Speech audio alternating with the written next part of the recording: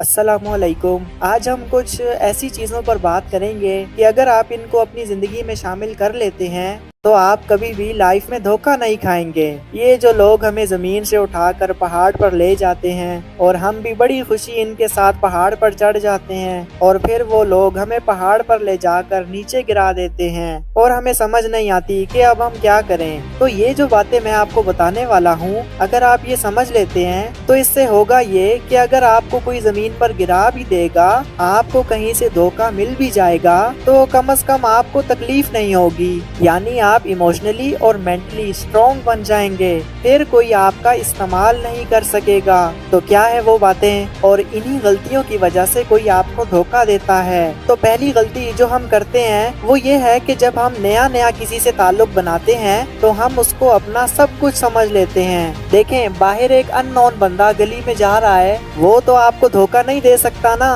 धोखा कौन देता है? जो बहुत खास होता है, जो दिल के बहुत करीब होता है। और कोई इंसान हमारे लिए खास कब बनता है? जब हम खुद उसको खास बनाते हैं। और उसको खास कैसे बनाते हैं? जब हम उसी को सारी जिंदगी समझ लेते हैं। याद रखिएगा कि जिंदगी में ताल्लुक होता है, ताल्लुक में जिंदगी नहीं होती। मसला तब होता है जब हम किसी ताल्लुक को, किसी इंसान को ही अपना सब कुछ समझ बैठते हैं। तो समझ लग रही है कि प्रॉब्लम कहाँ पर है। मैंने आपको बहुत गहराई में जाकर बात समझाई है कि अगर देखा जाए तो कोई इंसान हमें धोखा नहीं देता। किसी शख्स की इतनी हिम्मत नहीं है कि वो हमें तोड़ सके। हकीकत ये है कि हम अपनी ही लगाई हुई उम्मीदों से धोखा खा जाते हैं। तो ये बात मैं आपको समझाना चाह रहा हूँ कि जितनी कम हमारी एक्सपेक्टेशंस होंगी उतना ही हम पुरसुकून रहेंगे, उतना ही हम रिलैक्स फील करेंगे, क्योंकि किसी के आने या जाने से फिर हमें कोई फर्क नहीं पड़ेगा। और दूसरी मिस्टेक जो अक्सर करते हैं कि हम दोबारा किसी पर एतबार कर लेते हैं। हम कहते हैं कि चले कोई नहीं, अब वो वापस आया है, सॉरी कर रहा है,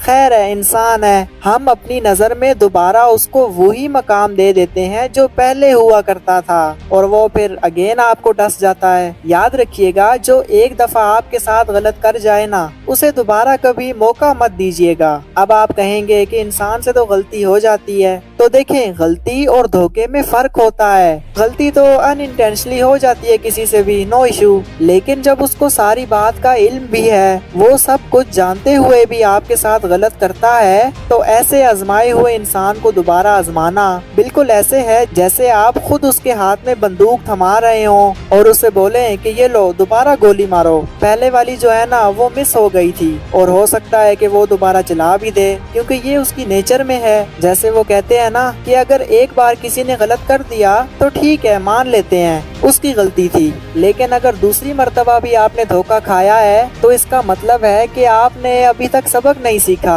और अगर तीसरी मर्तबा भी ऐसा ही होता है तो इट्स मीन कि आप इस काबिल थे।